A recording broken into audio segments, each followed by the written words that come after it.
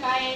पुढील आकृतीतील म्हण ओळखून तिचा योग्य अर्थ निवडा असा प्रश्न आहे. आणि चौकटीमध्ये अक्षर आहेत. सांगा बरं.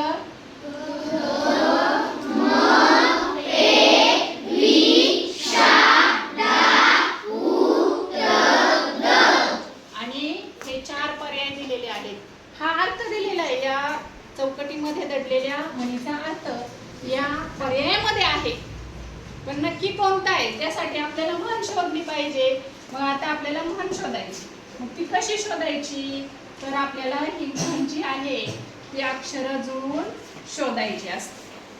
मग आपण इथं अक्षर जुळवून एक शब्द तयार करायचा.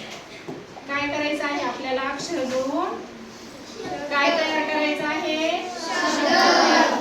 पहा बरं काय शब्द तयार होईल बरं. इथं हा शब्द तयार होतो बघा. इथं एक शब्द तयार झाला ना. आणखी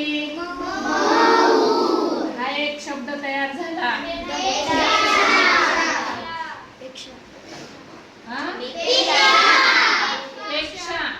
हा बघा इथं हा एक शब्द तयार झाला. आणि दगडा म्हणजे काय म्हणाली सांगा बरं. शाबास. मग आपण काय करणार? इथं म्हण लिहून घेणार. काय म्हणे?